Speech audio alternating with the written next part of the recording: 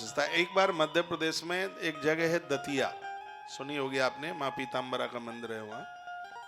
तो पत्रकार लोगों ने एक मुझे प्रश्न कर दिया और कहा कि ये गणेश सबसे पहले क्यों पूजे जाते हैं।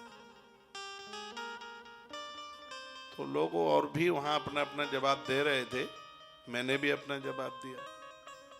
मैंने कहा गणेश जी की पूजा सबसे पहले इसलिए होती है क्योंकि देवताओं में सबसे भारी देवता यदि कोई है तो वो गणेश है,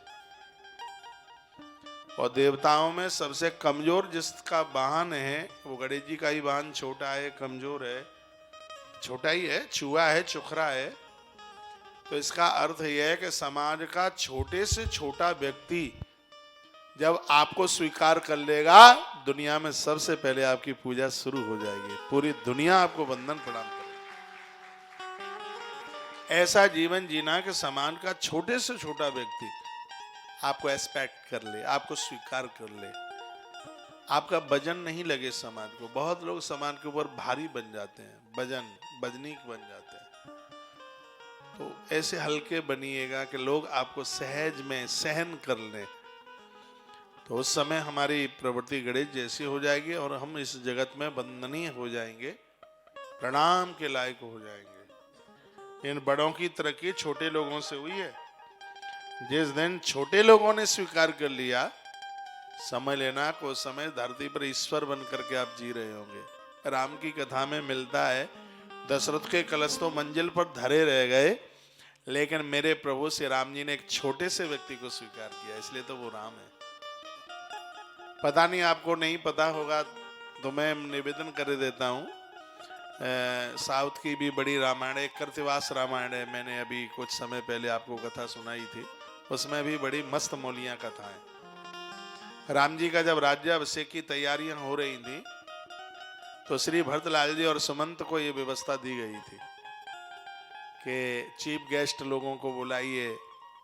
तो यह पूछा गया, भरत जी ने कहा कि मुख्य अतिथि किसको बुलाया जाए, इसमें मुख्य अतिथि के रूप में कौन होगा, इतना बड़ा आयोजन अवध की धरती पर हो रहा है, राम इस गद्दी के राजा बनेंगे तो इसमें एक विशेष व्यक्ति आना चाहिए। सुनिए क्या गजब की बात थी।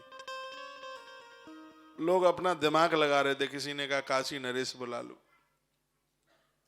किसी ने कहा कौशल नरेश बुला लो, किसी ने कुछ, सब अपना अपना जवाब दे रहे थे। लेकिन प्रभु श्री राम जी ने कहा कि अब थोड़ा सा मैं बोल लूं। हाँ भगवान प्रभु आप बोलिए।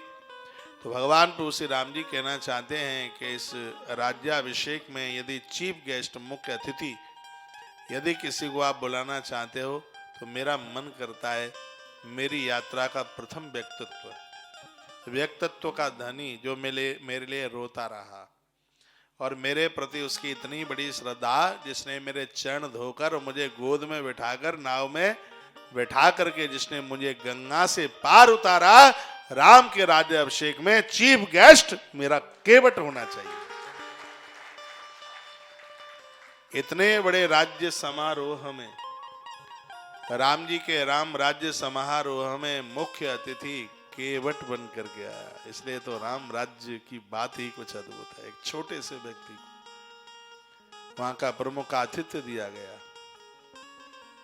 मैंने तो बोला है, एक बार नहीं बहुत बार बोला, राम जी की कथाएं बहुत प्यारी हैं। जिस समय आप छोटों को गले लगा लेते हैं, दीनों को गले लगा लेते हैं, उनके आप हमदर्दी बन जाते हैं,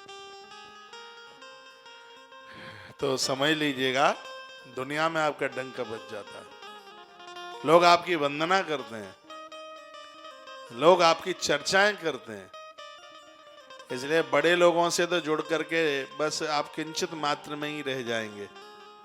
जब आपने छोटे से छोटे व्यक्ति को अपने गले लगा लिया, पूरी प्रकृति आपके ऊपर आनंद का सावन बरसा देगी। गणेश जी की विशेषता है, गणेश एक ऐसे देवता हैं जिन्हें छोटे से छोटा से उद्धार कर लेता है। चूहा जिनको ले लेके घूमता है, क्या अद्भुत